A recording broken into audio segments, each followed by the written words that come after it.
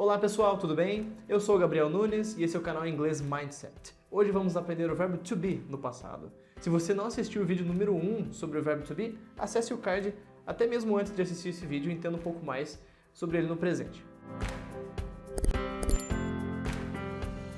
Na videoaula anterior, aprendemos que o verbo to be pode ter 3 possíveis conjugações no presente. Am, are, is. No passado temos somente 2, e a conjugação é tão simples quanto no presente. Nós temos was, were.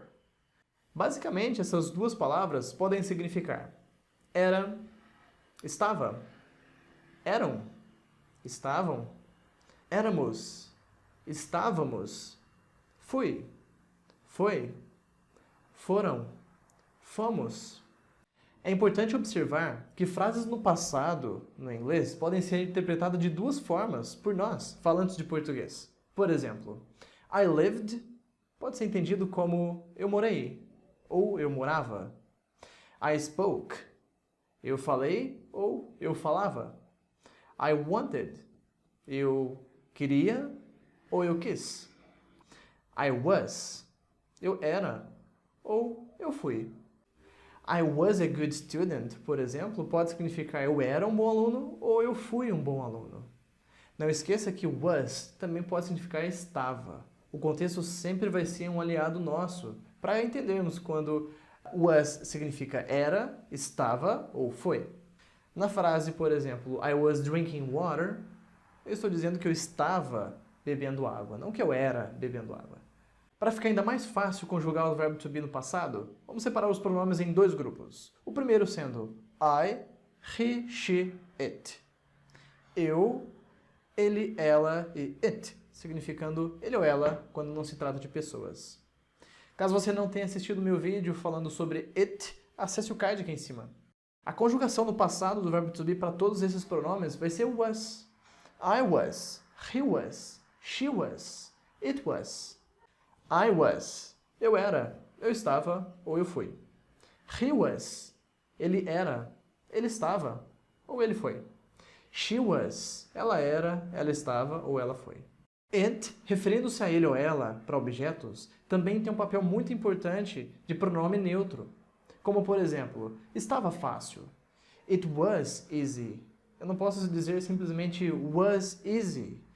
It preenche o espaço de um sujeito oculto, na qual não existe no inglês. Do outro lado, a conjugação do verbo to be para you, we e they será were.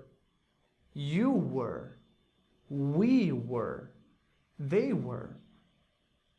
Você era, você estava ou você foi. Nós éramos, nós estávamos ou nós fomos.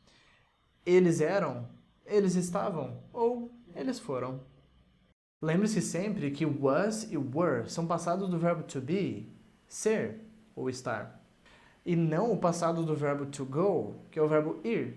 Então, quando eu digo que nós fomos, a ideia que se passa é que nós éramos, não que nós fomos até algum lugar. Dizer não com o verbo to be no passado é tão simples quanto no presente. É só acrescentar not ao final. I was not, contraindo pode ficar I wasn't. You were not, you weren't. He was not, he wasn't.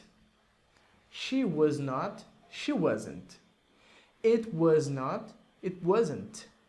We were not, we weren't.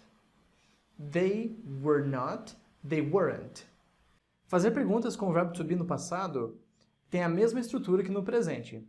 I was é uma afirmação. Was I já se torna uma pergunta. Lembrando que a entonação pode até ser deixada de lado, sendo a gramática a mais importante ao compreender quando alguém está afirmando algo ou te perguntando alguma coisa. Sendo assim, you were you? He was he? She was she? It was it? We were we? They were they? Se você gostou desse vídeo, deixe o seu like aqui embaixo e se inscreva no canal para mais dicas de inglês. Muito obrigado e até a próxima. Tchau!